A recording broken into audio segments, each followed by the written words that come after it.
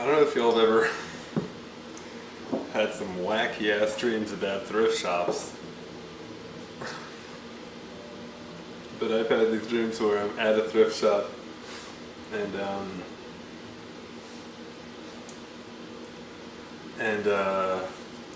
it's like I'm supposed to be getting a specific thing from the shop, but the shop is set up as like some fancy jeweler type location, and everything's in display cases. Here we go. Okay, yeah, we're good, we're good. Wait, let me double check that. Okay, good. It's only going through, audio's only going through the camera. My server.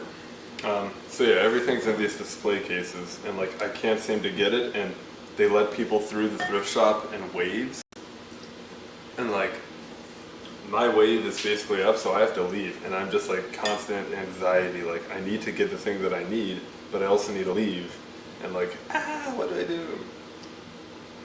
And that sucks.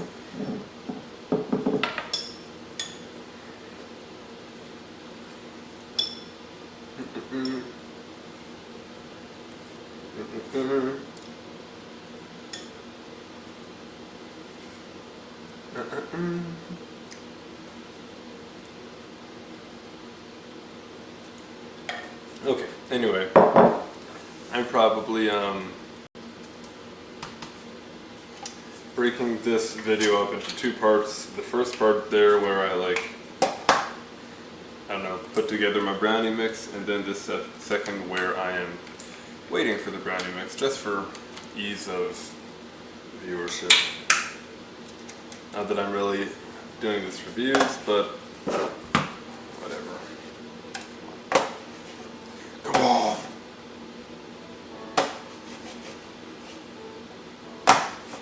My mouse. No funciona. Wait, nothing's working. Okay. Let me make sure I've got the right control set here. Cool. It is set up for mouse. Okay. Since I last recorded, there have been a lot of changes. Because I had, last Monday night, I had some other people on the server. And we played together for a little bit, so we got stuff here like an enchanting table finally. We've got a third bed. I'm gonna get rid of that. Let me see what else we've got. Let me eat some bread. Tasty. Nothing really new down yonder. Nothing new under the moon. Same old band, same old tune. Leanne Rhymes. This is my buddy's house. It's pretty freaking dope. Ooh. Would be a shame if somebody stole it. These are kelp blocks down here. Burnt kelp blocks. I think it's pretty cool. Like his whole design, I don't know, I'm a fan of it. I am a fan. Oh. Oh, I did not know that existed.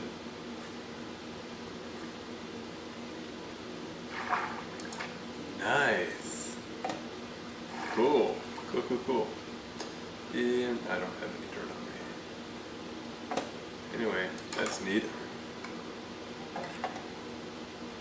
Let me close this door because I'm a respectful guest. And I will continue to show off what we've got. Yum. Now we've got another portal now, over there. That needs to be chopped down all the way. Let's begin our distraction early on. Nothing new under the moon. Same old band, same old tune. There is nothing new under the moon to do. Right, it's to do, right? I don't know.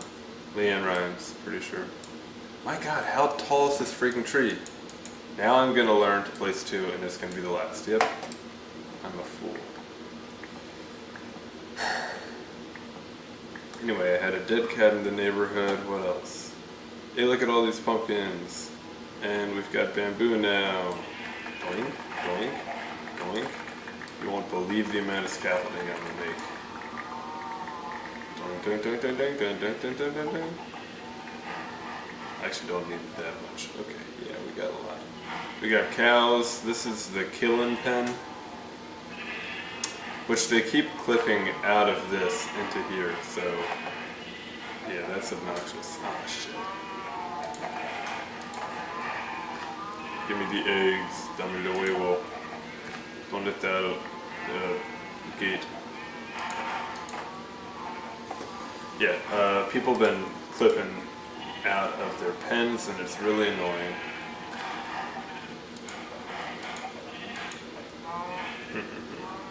Die from egg. We got 1 jungle tree. They are so hard to grow reliably. Did anything else happen over here? That is like a parkour hobby. Or whatever they call it. Very neat. Very cool. Pardon me. Pardon me. Me. Dang. Get back in there. Okay. It had been a long time since I was last in the Nether, or like really like exploring the Nether rather. I suppose I have been in the Nether recently in my life. But anyway, this portal here, which we had a nice lighting ceremony for, dropped us off in this wacky biome where it's like any step could be your last. So that was a little unsettling. We've plugged a lot of the lava holes, but it's like, it kind of sucks because not a ton around here that you can easily get to. We're having to build land bridges. And you know how I feel about a land bridge. There were tons of magma cubes all over the place. Give me your goods. No goods. Ooh, I smell those brownies. How are they doing?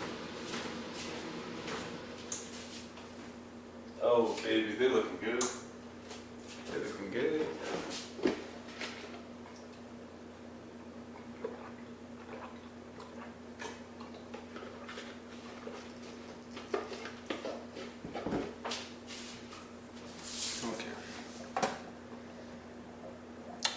Watch my step. Boing. Boing. Anyway, yeah, nothing really interesting here. It's one of these biomes. You look over the edge, and it is nothing enriching nor life-giving. We got 7 diamond. Just chilling out there. And there's our magma cream. Cool. Wait, what's happening? There's a birch stick. Birch. Cool. That's great. Yeah, not a lot interesting, but it's something. It has flipping me around. Come on, vamos. Doink. What is the point of this? Did I go down there? Did I do that? Or was it the other kid? I'll wait for next day and then I will chop my goods down.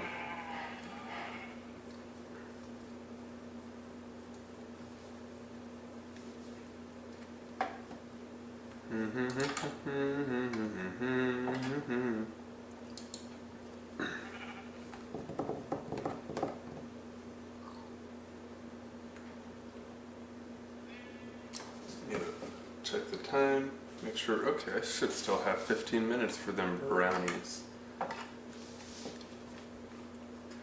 Da da da da da da da da da da da da da.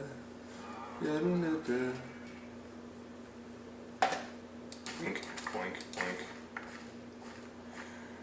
Boink, boink, boink, boink. Devastating. That beat didn't even know what hit him. I'm so strong. I cut beat by punching. Anyway.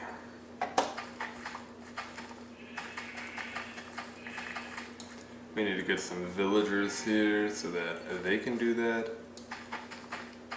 Employ a little bit of the helpful hand strategy.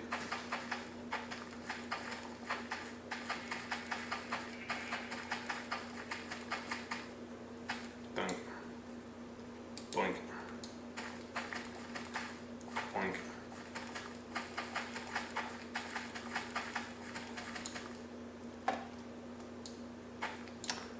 That is a lot of lag. That's like you in front of a skeleton and that comes by, you done. Game over.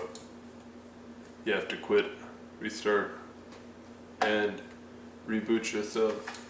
You're free to go. Oh. Okay then. You know, I am tired of not having stuff out here. So we are going to put all of our little accoutrements right here. Boing, boing. Boing, boing, boing. But just to play games, there we go.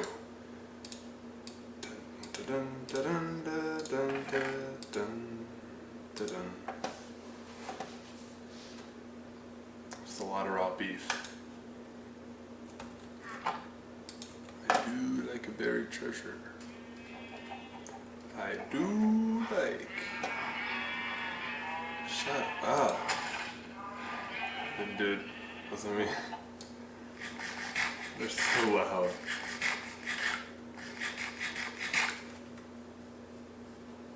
Restart and reboot yourself. You're free to go. Oh.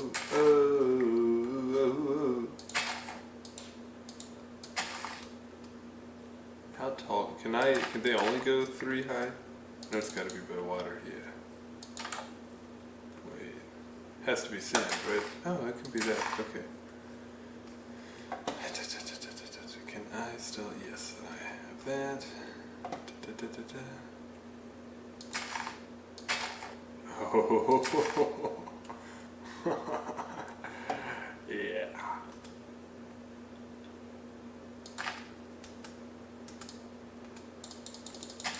Yeah. Oh my goodness.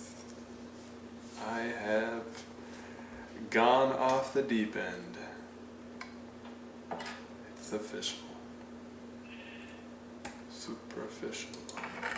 Okay, where I hadn't. Okay, I got efficiency 2 on that diamond pickaxe, which is very cool.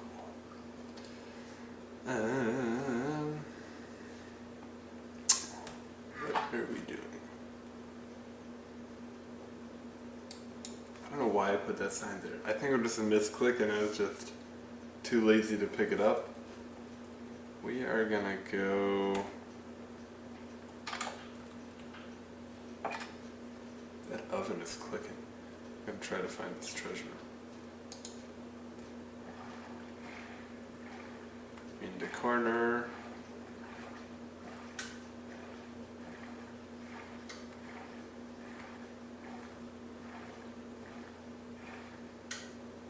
Still in the corner. There's been a surprisingly large lack of just anything worthwhile in this this seed here. Like we got some stupid caverns, but they're just like they're the cavernous kind. I miss the days where like you were hyped when you found a mine shaft. That was a cool thing. Now it's like we got these massive caverns every other day. Every other tunnel you build.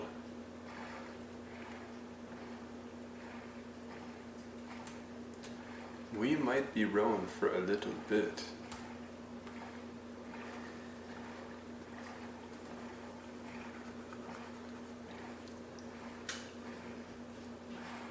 Or we might be going the wrong direction.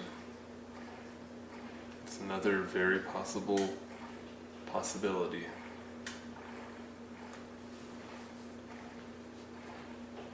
Look at all that kelp. Ooh. Ooh, child, things are gonna get easier. Out of here. Ah, great. Okay, that's actually looking at my axe health. So long as one of these fellows don't whip out a trident. I think, oh snap, what is that? Did I just hit shift by accident?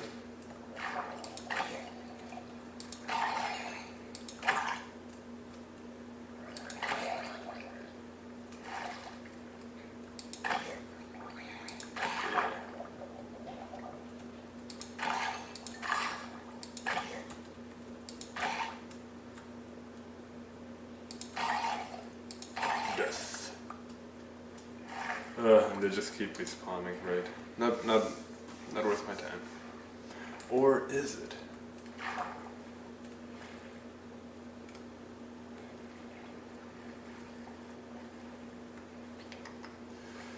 I don't think it is. Let's see if I can swoop in real quick, find what I'm looking for, but I still haven't found what I'm looking for, which is a chest. Namely, scheiße.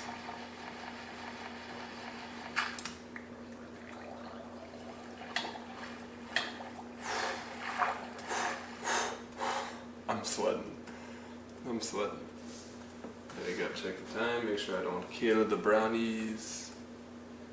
And, look at all them. Disgusting. Oh, they are everywhere. Oh, snap, bruh. Holy smokes alive. Oh, look at them go. I don't see any tridents still.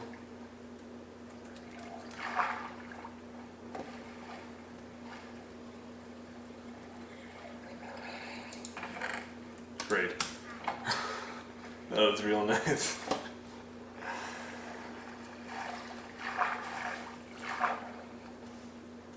Yep. What? How'd they gurgle on me?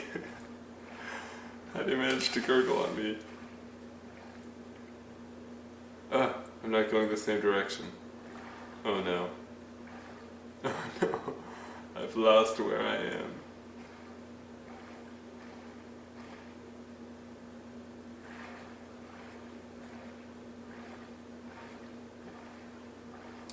Kelp. Sustenance. I've kissed on your lips, felt the healing fingertips, burns like fire, burning desire. I don't know if there's a more effective way to do maps, like if I can know that I should go up or down on the map, but this is how I'm doing it. And actually, for my tasting pleasure, I'm also going to take a peek at the brownies.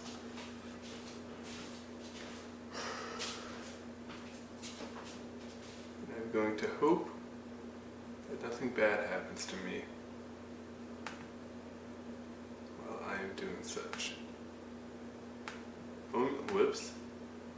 Boing. Yee. Okay.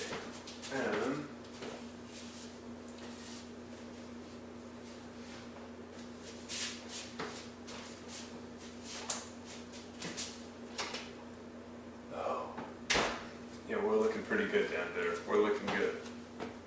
Things are on track. Whew. Golly. We're looking good. Okay. Oh, sounds like my cool neighbor just got home. He gets home often around, well, now and like 1:30ish, and just gets home and honks. He's usually actually blasting some really, really bad Mexican music, and like I am usually pretty down with a lot of different kinds of music, but I've tried to get into this stuff. It's like the cheesy mariachi that's like over tinny, and sorry, I gotta move this up. And he's just like blasting it, and it's got that like polka-esque beat to it. And like when you're trying to sleep at one time it was like 1:32 that he would be doing it. It's just like, come on. That's annoying. And if the music doesn't wake you up, again, he honks. Because in this neighborhood, a lot of people will put cones over their parking spot because we're in the city. And so instead of just like any other normal, arguably decent human being would do, that being get out of your car and move the cone, regardless of the hour, he honks his car really loud so that his kids wake up and come out and move the cone for him. It's just like, dude, try being decent. Just move the cone. Your kids are trying to sleep. Your neighbors are trying to sleep. Nobody likes it. Part of me, though, is like genuinely concerned that he is going to get himself hurt, because not all the players in the game of this neighborhood are down with just stupid crap like that. So I do wonder. Well, I hope not. I really hope not. But yeah, I'm concerned that might happen. But it's also like not a super legitimate concern. It's like, yeah, it's conceivable, but doubtful ultimately.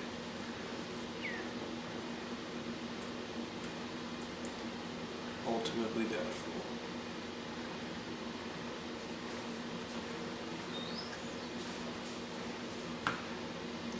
I believe in a kingdom come.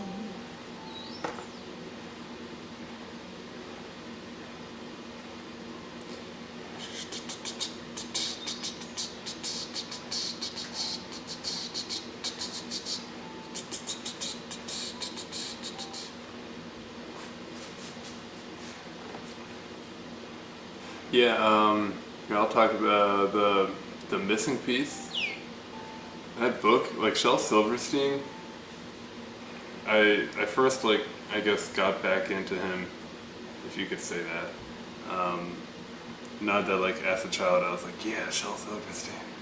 But a couple months ago I saw some YouTube video essay that is just like basically talking about Shel's life in general and the work that he created as a reflection of that. And I mean, shoot, if you listen to the missing piece that I recorded, or just read it yourself, like, it's really freaking heavy. It's kind of hard. And a lot of his other works, some of his poems are just plain goofy, which, great. But others are like, yeah, something going on here, this sucks.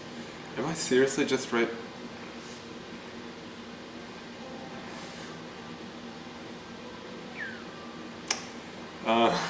Okay. But yeah, the missing piece, you know, the probably the first part that really does it for me, oh shoot, I just love that book so much. Because like the art is so incredibly simple in it.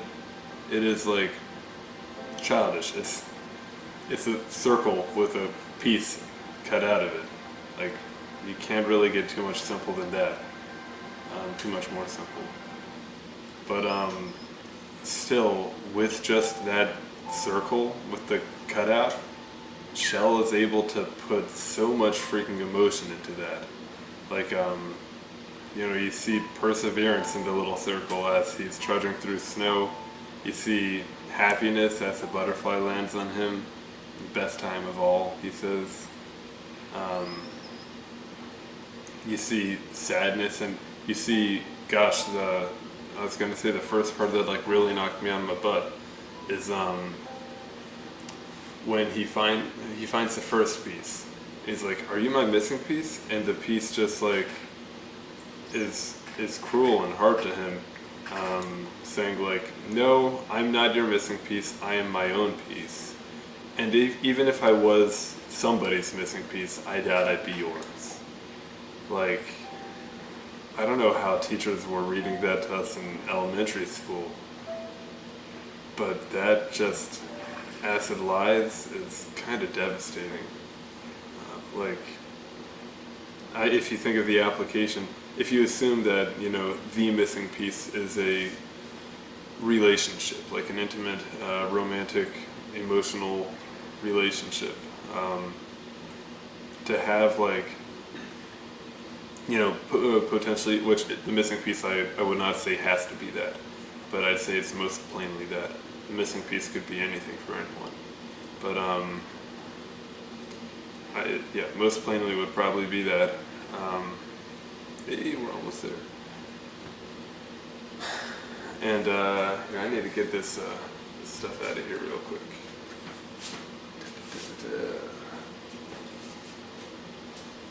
Let me.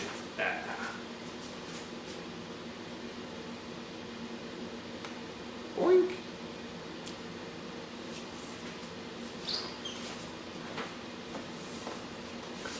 Searching for my missing piece. Searching for my missing piece. So grease my knees.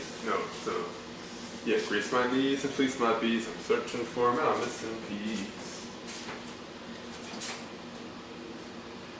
We're gonna call that down.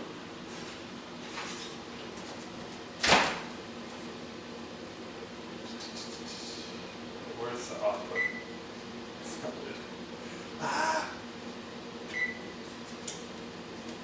Okay, I'm gonna fan this fire alarm, smoke detector.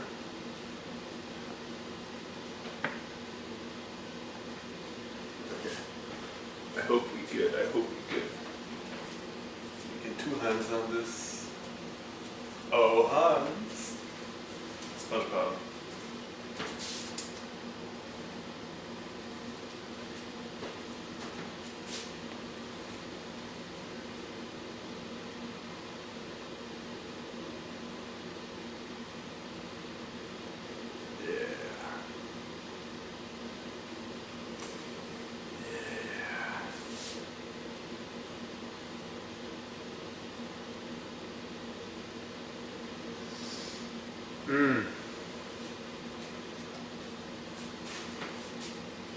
You're supposed to let it sit, cool off,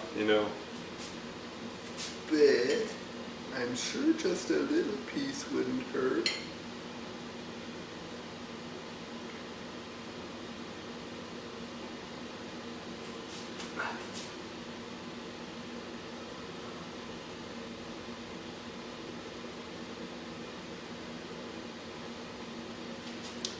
Get a good look. If the camera can. This is the downside of using high aid and having really bad lighting. I wonder if I can change the effect at all and have it be a little better.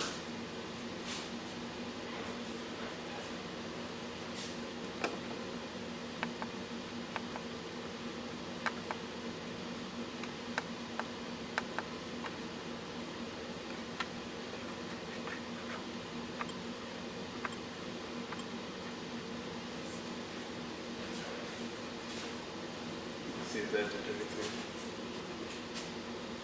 It might have actually. I don't know, I wasn't watching anything with focus. Oh, you know what's going to be better to focus is if I Zoom in.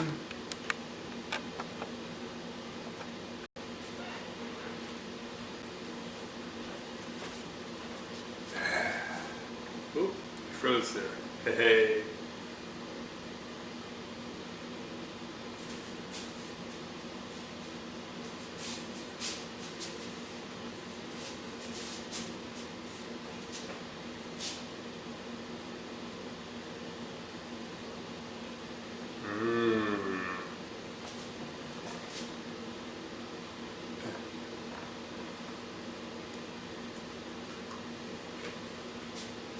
Mmm.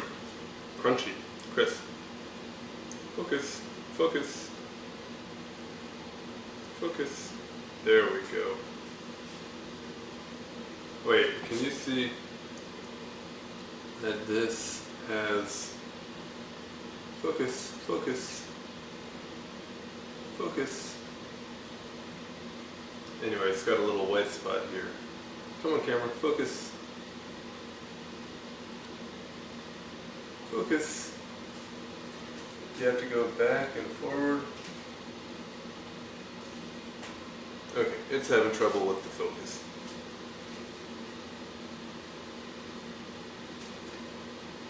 Focus. It's actually a little annoying. Let's see if I could have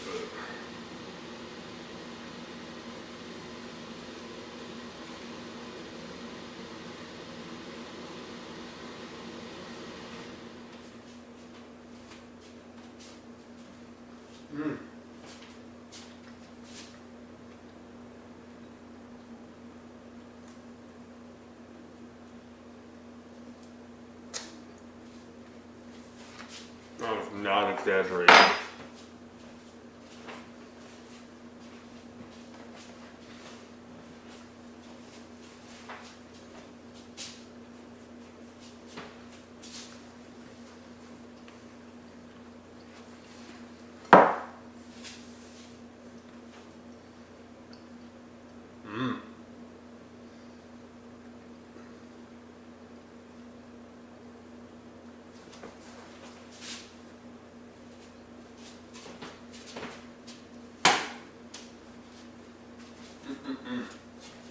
She ready. It's go time on that.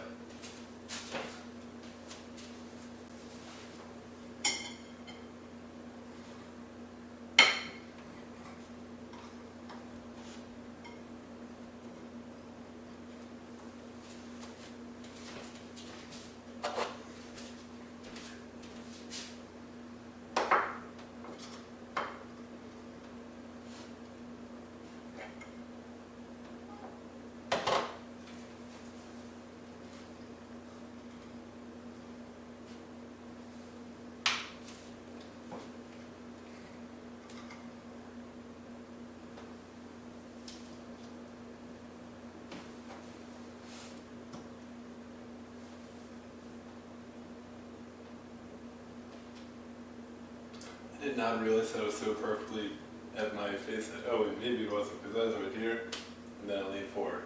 Okay.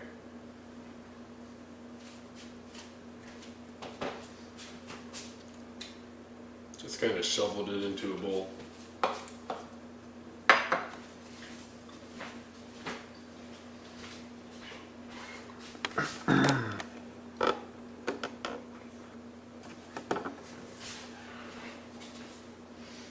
Yeah, these brownies are they're no Alfredo. So good. But they are not hitting it out of the park like that Alfredo did. Let's see if I'm still alive. Hey, still alive. Anyway, the missing piece.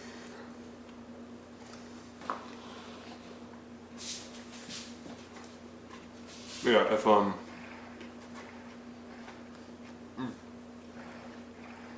if that first piece he encounters is to be analogous to like a first relationship or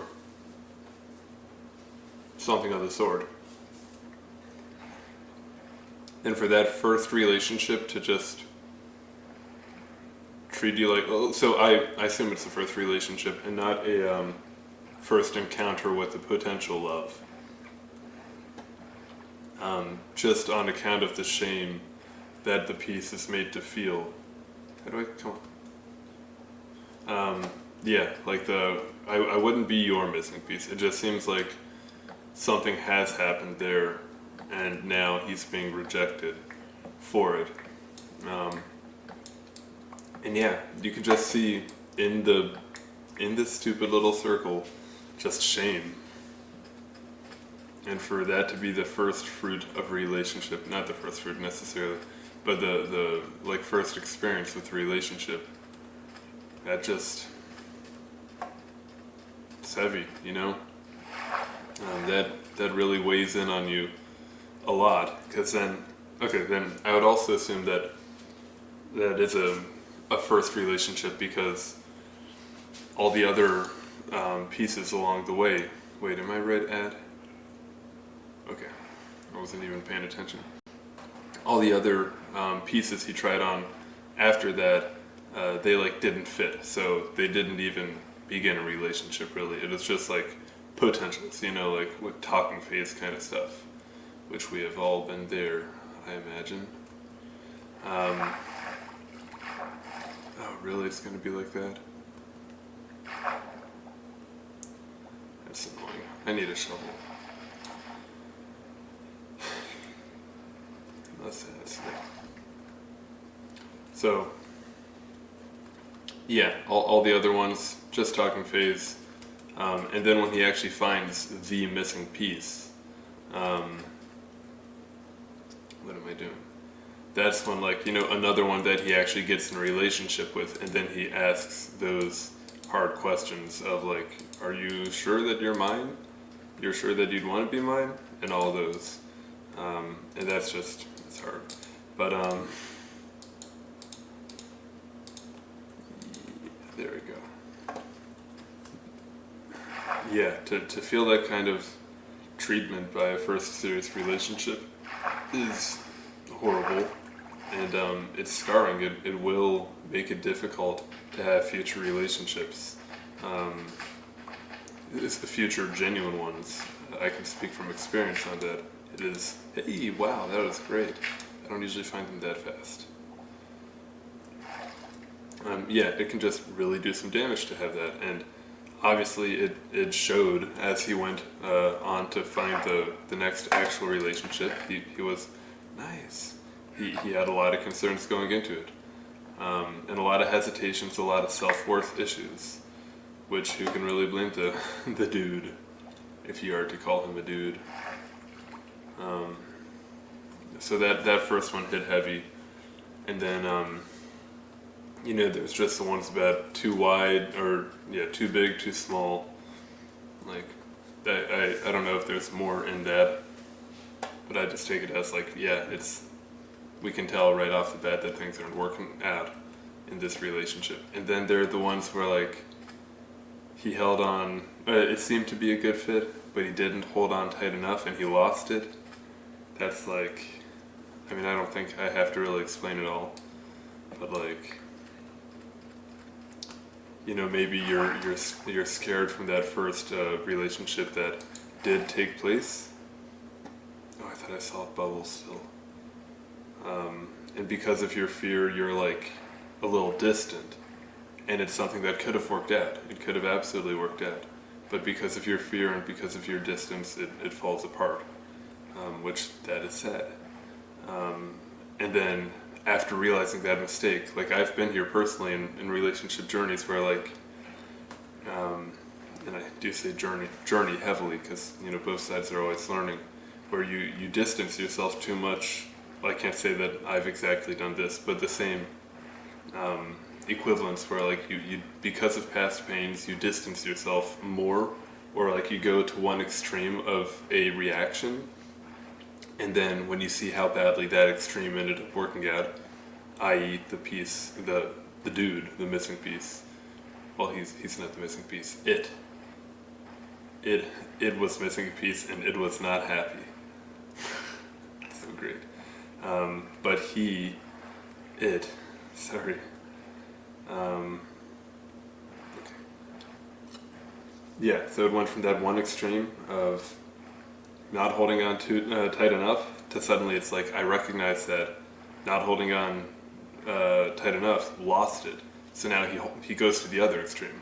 You know, if like uh, if like you have codependency issues, you might recognize that and then like go to the extreme of like neglect for your partner, which neglect for your partner will lose your partner, and then you can so easily in the next relationship recognize how that did not work out, and then go back to the other extreme of like overbearingness in a relationship that is not necessarily codependent, but you just become overbearing there. And that also does not work out because, well, as we saw with our friend am I still going the right way? Yeah, I've got to be. Yeah. Yeah, he held on too tight and it broke. And that sucks. Yeah. And then shoot, like rereading. So before I actually recorded that narration, I guess, reading of the missing piece here, which I don't know. I feel like I could have put more emotion and time into it, but like this channel is not me wanting to spend a ton of time doing stuff. I'm just doing it for fun. And maybe I'll reread that some other time with the camera on, but my neighbors are throwing trash out. Okay, scared me a little bit. I don't know, I just feel like a book like that is so hard to get the full emotion from just by reading it. And because like what I tried to do in the videos, I tried to show the pictures as well, because like I'm saying, Shell did an incredible job of just showing so much emotion with such a stupid little subject, just this circle with the cutout of him. I know I've said it a million times now. Hey, skeleton's underwater. But so I tried to show that in my video, tried to show all of the drawings because of just how powerful they are, which was actually really hard to hold up to the camera. I don't know why, but like if it's on the right page, holding up the right page to the camera just did not work in my brain. But whatever.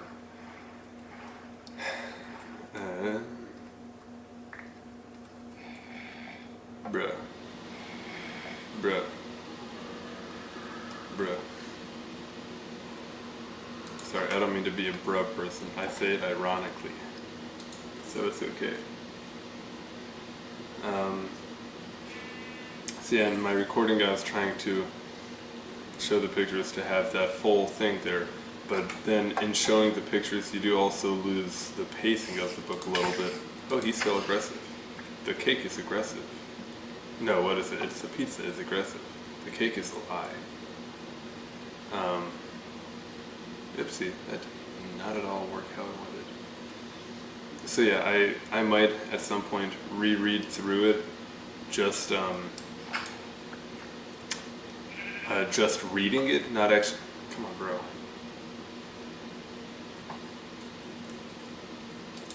What?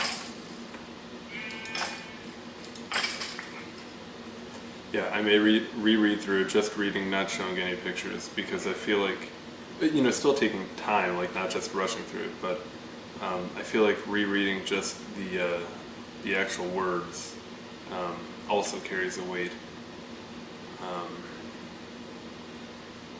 I feel like no words as well, just looking at the pictures, that too would carry a weight. They've been down there a while. They did not do that. They did that themselves. So yeah, I may go through that again, the book. It's such a good book. Absolutely read it if you haven't. Like, if you haven't, if you've never read The Missing Piece, or if you haven't since you've been an adult, don't, I know I've basically gone over a lot of it at this point, but like, don't watch my video first.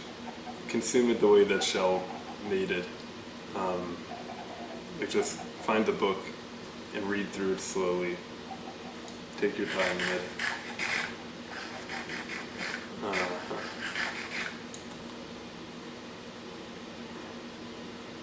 But yeah, that last part where like he finds his missing piece, and And the piece is like nice to him. Like it's good. It's emotionally available for him and willing to be there and willing to treat him well and say, that line, what is it? I can be your missing piece and still be myself, or still be my own piece. Something along those lines. Like, hey, that piece got it right, That's for a piece of whatever, and it's pretty healthy. It's just good. And our character, our protagonist, if you will, he's like, this is awesome. I love this. This is great. And so he picks up the piece, they go on, have fun together, and all those great times that he had individually along his journey, trying to find his missing piece, he just passes it all by so quick. Because with his missing piece, actually I've never even stopped to think of that.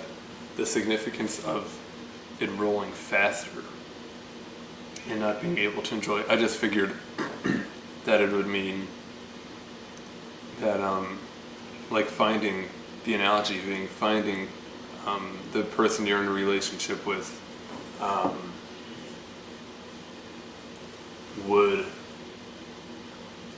sorry, brain just kind of left my head. Finding that person means that like you have to actually work on the relationship, and like if you're a single person and you want to just like up and go to Rome or whatever, you can up and go to Rome. But if you're in a relationship or like you have a family, you can't just get up and go like that.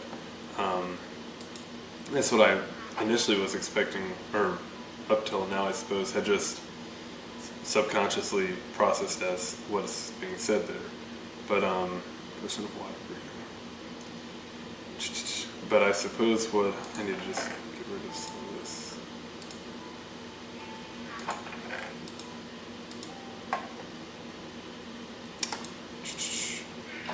I suppose what could also be saying,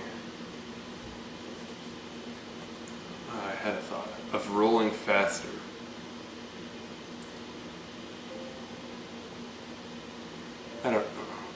Pardon me, I don't know. I feel like there's actually a lot of interpretation available there. Perhaps in actually saying like, of course you're not able to take the time to do all the things that you specifically want. But also perhaps a sense that like time actually feels as though it goes faster when you are in such a relationship, potentially sharing life. I don't actually know. I don't know how much I agree with this point that I'm suddenly bringing up. But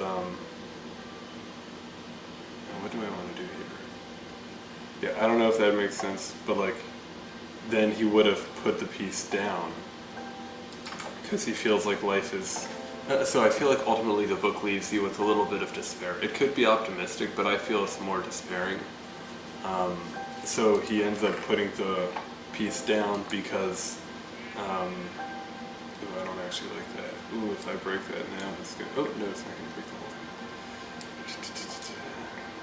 thing. Oh no.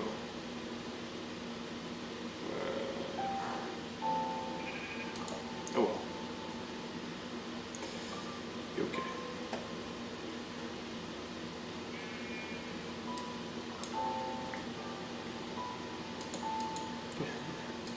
Okay. Let's take that. We're gonna need a couple more than that. Oh, we've got some right there. Man, frickin' coal. Can't get any of it these days. So dumb.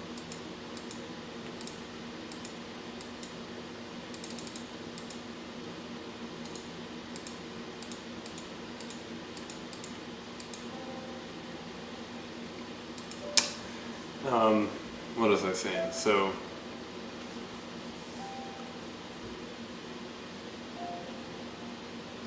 when he has the piece, he's rolling faster. Life seems like it's going by faster when you're involved in that relationship. which, time flies when you're having fun, time flies when you're making memories, is, I think, the big thing. And perhaps, right, I was getting into the despair felt there. Perhaps the issue that our friend missing the piece, I want stairs down here, darn it. Right back up. Perhaps what he's feeling is fear that, like, being with this person, time went by so fast, and, like, in the blink of an eye, there's some video essay I watched that said something to the effect of, and 10 years went by the way that it does. Something like that. I'm terrible at quoting things, but it's really eloquently said that just like without you realizing it, so much time will pass, and it's scary, honestly. So maybe the missing piece fella, the protagonist, I should just call him, maybe he noticed time going by so fast when he was with this person he enjoyed, and it scared him and made him leave. Perhaps that is a answer there. Although, y'all tell me if that's stupid. Fear. If you ever watched Donnie Darko, Fear and Love. Donnie Darko is such a trippy movie. I need to rewatch that though. I feel like it's either much better or much worse than I remembered, because it's been a long time since I saw it. But yeah, I feel like that answer is not... I feel like it's probably not what Shell intended, but also art is entirely subjective, so I argue there is no wrong answer, really. But it tracks with the protagonist's, I guess, issues, if you will, his quarrel, in that he's unhappy and he wants to be happy, and now he's feeling despair, so he seeks happiness again. And oh shoot, I actually had a better point about that. That once he does leave the piece, he goes back to thinking he's searching for his missing piece, which is ignorant. It's, ignorance is bliss, classically. And perhaps he's saying that he chooses this ignorant, ostensibly sadder life to the more fulfilling one he had, but that more fulfilling one, time was going faster, so it was scary to him. So he'd rather have just he'd rather enjoy the adventure of searching for his missing piece, and while supposedly generally being unhappy but enjoying the journey, he'd take that a little bleak unhappiness over the just pure fear he feels from the existential threat of life passing you by before your eyes, which is absolutely scary. Pardon me. Oh goodness. I can definitely say that that's relatable. I've never been in such a healthy and long relationship to feel such despair, and I would hope that if I were, my reaction would not be to leave it. I'm fairly confident. I'm certain that I would not choose that. Ooh, diamond. We have a diamond. That's Keemstar, right? I used to be into YouTube back in the day. When he found diamond, he just went, "We have a diamond." But let me put some stairs in here.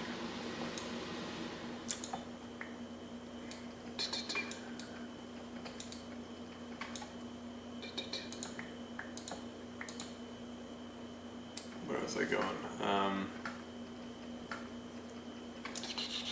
Oh no, I cannot think about whatever I was saying while placing stairs.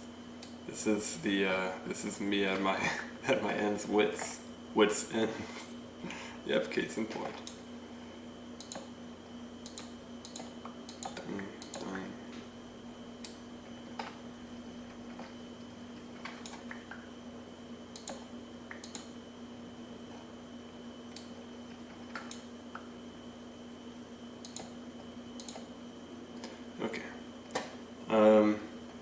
be able to remember what I was saying.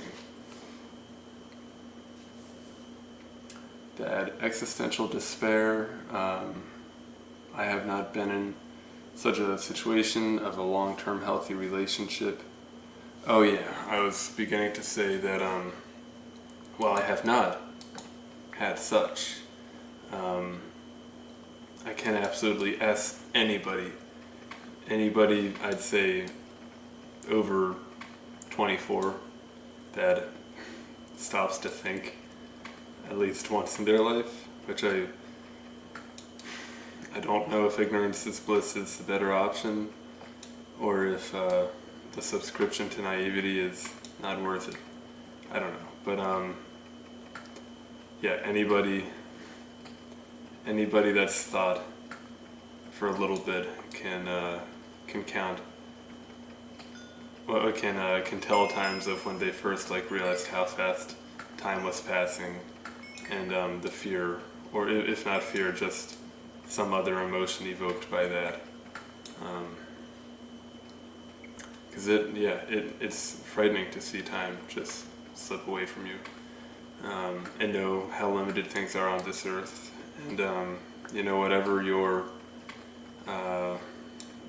views are of what happens after death, it's still okay. I actually can't speak for everyone, because I know plenty of Christians that I hang out with that are like, no, I'm not scared at all, and God bless them for it.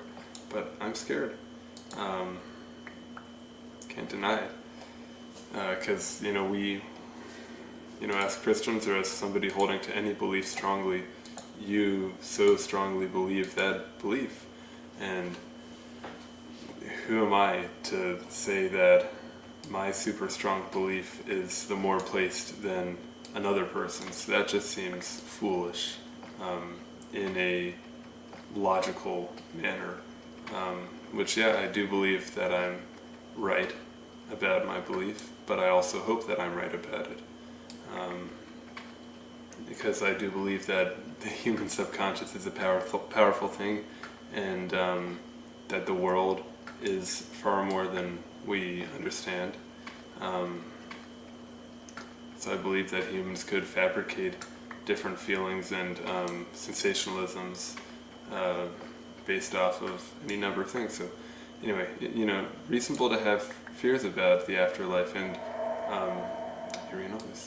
and from there to make sure that the life that you're living here is valuable and worthwhile. Otherwise, what are you doing with yourself?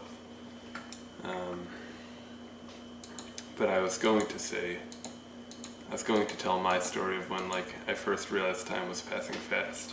It wasn't the first time. Actually, no. Yeah, one of the first times was probably freshman year in high school. Just sitting in my biology class or something with Mr. What is his name? Tall dude, balding. The rumor going around school is that his whole family died in a car crash, which is horrifying. I don't know if I'd be able to live if all the people that I care about died in a car crash. What reason would I have for living? And of course, my circle should argue, well, your life is in service to God, and I agree. But emotions are so stinking powerful. They can override a lot. So I don't know. Who am I to say what I would do? Anyway, sitting in that guy's class, Mr. Mekik, that's his name, Mr. Mekik. I don't know why that just came to me. I remember looking around and being like, I just got to this school. No, wait, I was feeling these things beforehand. How in 6th grade, at least by 8th grade, no, 7th grade, I was thinking I got here last year, this school felt so big, now it feels so small, and next year will be my last year here, and then I won't be here anymore. And wow, that was 3 years feels like such a long time, but man, did it go by. I do remember feeling that in 7th grade. And then, great, I hate these. Do I still have diamond? I do. Bad decision to keep going with diamond.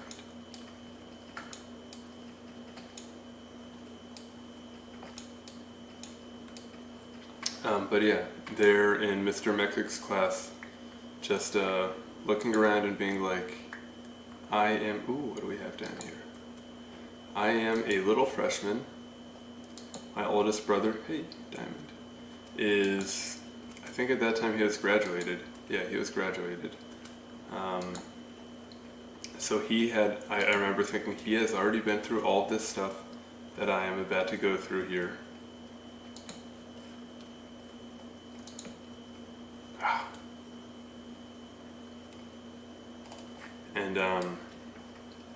And I remember thinking, before I know it, I too am going to be out of here. And like, I am a freshman. There are 4 years away, away in this school from here, and yeah, it's just going to be over before I know it. Something that remarkably influential, stupid, but like, golly, the principal that we had at the time, David Smith, he would always say, whenever he would speak at anything, he'd just always say, remember, the years are long, but the days are short. And like, or no, complete opposite rather. The days are long, but the years are short. And that is so incredibly true. Like, what a maxim, I guess? Would you call that a maxim? Truism, how about that? Really? Where's the fucking...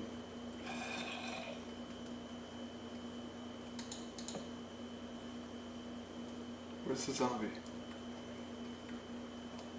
Anyway, yeah, that stuck with me. The days are long, but the years are short. Because it's so darn true. Enderman 2. And yeah, lo and behold, a couple days later, I was a senior, about to graduate, walking through the halls. At that time, I was on the morning announcement crew, so I'd get to show up to my first period class late because I was busy reading the morning announcements for all to see and hear, all to hear, which was always a bummer doing that, because like I wanted to make it exciting and fun and humorous, kind of like a, I don't know, Norm Macdonald-esque weekend update type thing. But we had just gotten new administrative staff at the school, and they were not having it. So I was not allowed to do anything fun. It was a bummer, but it's also the way it was. Get rid of that shit. Oh, really? Whatever. Anyway, yeah, so for probably the last, I don't know, okay. For probably the last 3 or 4, maybe longer, months of my senior year in high school, just every day that I would, if I wasn't too tired going to first period, every day that I'd be walking from the announcements area, the office, to my first period class, like I'd have empty halls there because everyone else is in first period. I'd just be thinking to myself like, man, right now I feel on top of the world. I've got it tied with so many teachers. Arrogant of me, but alas, I hope I've changed to some degree of introspection. But like feeling good about stuff, on top of the world, all this, but also knowing that like before I know it now, like thinking at that time when I was a freshman, I knew that these 4 years would fly by, and now the 4 years are 3 months, and like I think it was at that point that I said like I need to enjoy this while it lasts, and that's when probably my never-ending question and concern with the question of like, how do you enjoy something, began to arise. Because, you know, like people are always like, enjoy your youth while it lasts. What does enjoying your youth mean? What does it look like? Does it look like, I don't know, if you're young, getting high, having sex a lot, like doing all this other stuff? Like, is that enjoying your youth? If it is, then okay. Or is enjoying your youth more emotional? Because all that stuff, like the debauchery, if you will, that does not seem emotionally fulfilling. It may have some emotional aspects, but they'd be short-lived, without a doubt. And then at the end of the day, if it is worth anything more, then it'll just be a memory at the end of the day. And in 40 years, you know, you were 20 at the time, in 40 years at 60, what is a memory? Like, you're just like, I did that, but it feels so distant at that point. I'm not even that old yet, but just stuff 10 years ago, well, let's say 5 years ago even, just feels so freaking distant. It basically didn't happen, like it was someone else's story. So what are memories? Kind of stupid if you ask me, memories.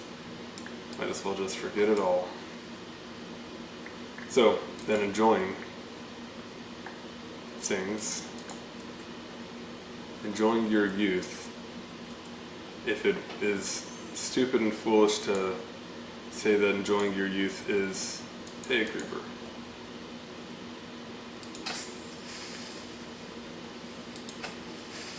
You got me there. Wasn't expecting him to jump up there. If enjoying your youth should not be having sex and doing drugs and drinking and all that, then what should it be? Because you could say that it's living in the moment and like cherishing each second. Rather I'll say that's what I had said for a while. It was that, like, you know, to enjoy something is to like sit on a hill, on a grassy hill, in a calm, pleasant breeze, and just be in the moment. Like, feel the air rushing by you, take in the smells and the sights, and just look around you and be satisfied and happy in that moment. Just breathe it in, be there, be present. Which was nice for the time that I felt that. Because the battery's running low. Give me a second.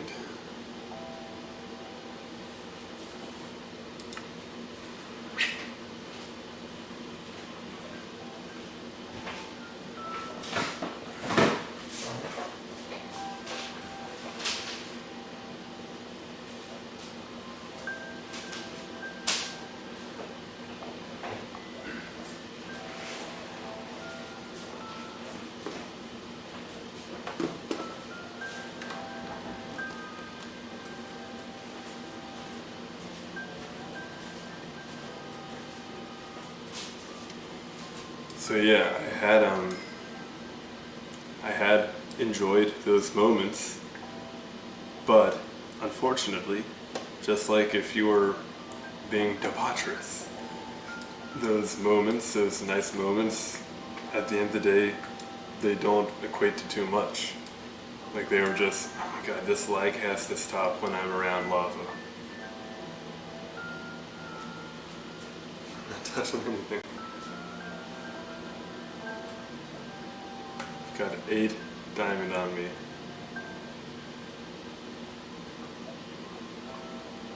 Not messing around with that. Yeah, even enjoying those nice moments, it didn't account for much. I did feel more at peace and more just momentary emotional health, if you will. But then it would always be followed by just an existential dread of like, I cannot hold on to this moment. This moment is gone. And that's a scary thought as well right there, so that sucked. So I guess what I'm trying to say is life generally sucks. yeah. So like, how do you hold on to the moment? And I had been saying that that is like what I used to think, that was the best way to enjoy something, enjoy a moment. This is where I go. Or to live in the moment, enjoy your youth, is to take in those experiences and like really cherish them. I said that that was what I believed, and ostensibly, therefore, I would now believe something different.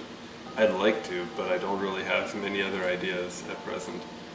The one thing I would say that is generally fulfilling on a longer scale, because ultimately I think that that's all you can ask for, is something that is fulfilling, and will continue to fulfill you. Got some weird stuff going on here.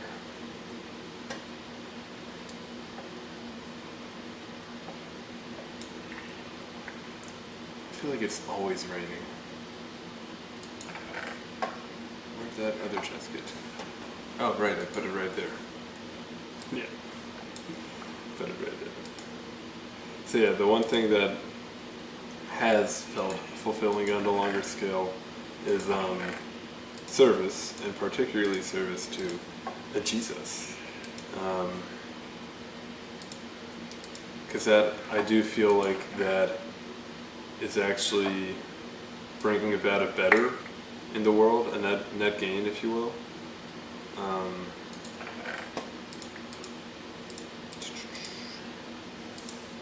Which a lot of people have a lot of issues with religion, and they are all understandable.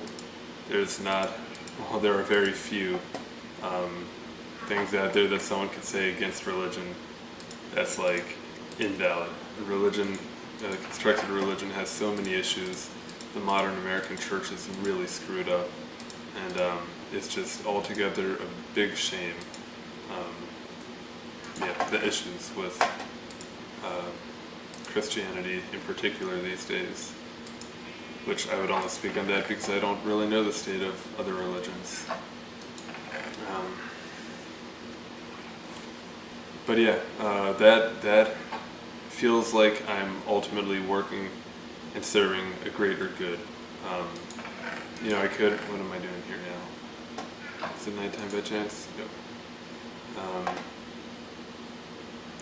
One could say like, well, what about just normal service? Like just volunteering, doing good wherever. And at that point you really have to ask what the meaning of life is. Like, you have to, of course, establish your own definition or meaning of life. And it's great. Some people like think that their purpose in life is helping stray cats, which I've talked about already in this. And I just don't see the point in that, ultimately. It's nice that someone's doing it. Is it going to crash? I don't even know if the camera also freezes when this freezes.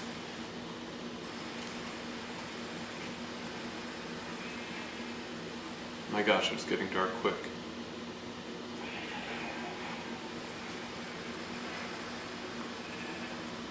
Oh my god, I cannot freaking move. That is so annoying. But yeah, just like, I don't know, we are the only species with consciousness, and consciousness has no real good explanation. I love the bicameral mind explanation. I think the bicameral mind is incredibly fascinating, and I can't quite say that I have, it's impossible to really establish when consciousness developed, but still, bicameral mind is a really interesting take on it. I like it. I don't think it conflicts with religion, while a lot of other people would use exactly the arguments for the bicameral mind as like direct contradiction to the existence of a God, to say that gods were all made up in our minds, essentially. When instead it could just be maybe gods are guiding us and helping us before we've developed full autonomy. And I do say gods, plural, intentionally. What was I doing? What do I want to do?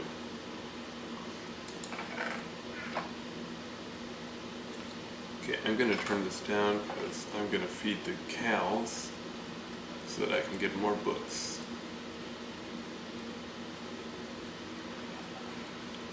And I only have 11.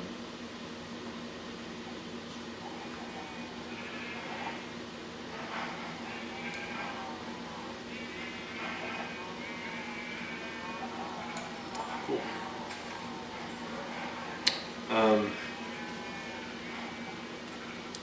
So yeah, meaning of life, serve Jesus.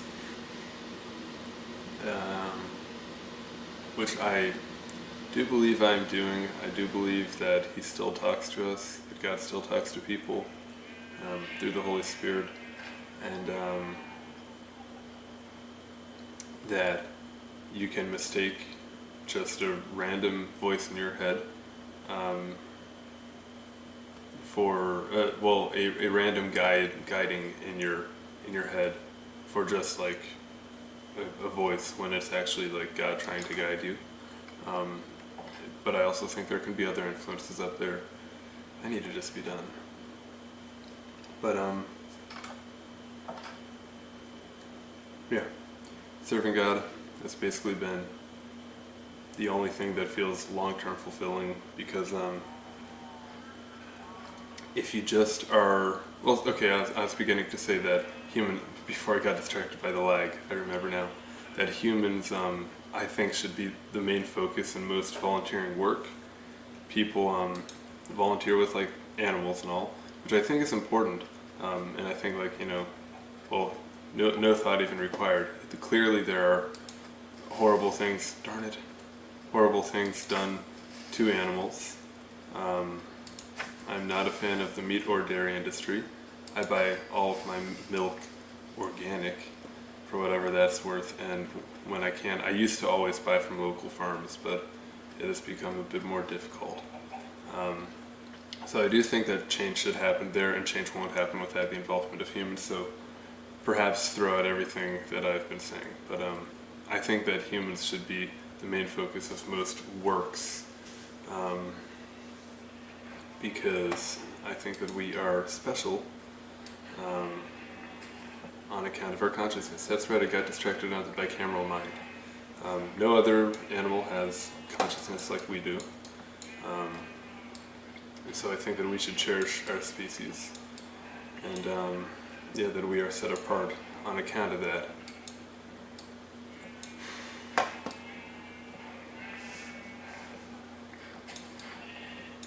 And if one were to say then that like, oh, I can just serve humans, and what is that doing right there? I can serve humans and not, be a Christian, just like go about providing food for the food insecure or shelter for those without homes. And I can quote the Bible and say that man cannot live on bread alone. And like, that's great. And actually I don't really have much of a good argument otherwise, but just if you've ever worked in human service like that, like helping people, and maybe it's just the culture that I have for myself, and I've been conditioned to feel this way, but just helping a person like be able to pay rent or have food on the table, it doesn't, like that by itself, it doesn't leave me feeling good. And it's actually, none of this necessarily leaves me feeling good, because it's not about me feeling good. I do want to feel like my life has been worthwhile, but mainly I want to glorify Jesus. But just like serving people, it just, like without God in the midst, it just seems stupid. Because like food will come. In the Annapolis area where I am, it is hard to to like actually go hungry. If you are actually going hungry, then you are not looking for food, because there are food pantries basically every day. There's free food at restaurants in all different places. Like, it is hard to go hungry in this area. You have to be trying, or you have to just like really be unaware or like down on your luck, so like not trying basically. But it's a hard situation if you actually are going hungry, because that means that there are other issues. But like, food will always come.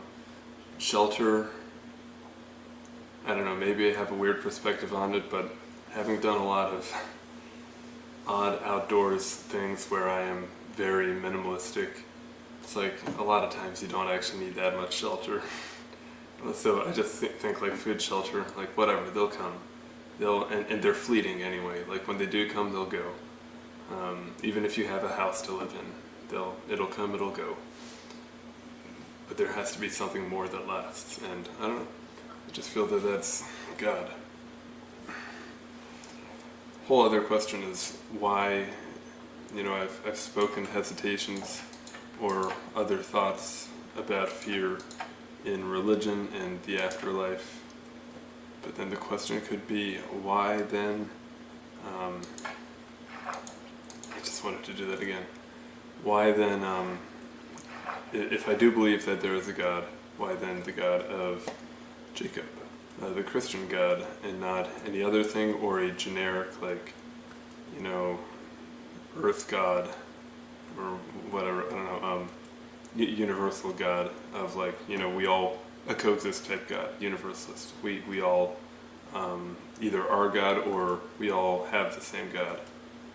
That is a conversation for another video. But I do have thoughts. And it is time to go to sleep. So,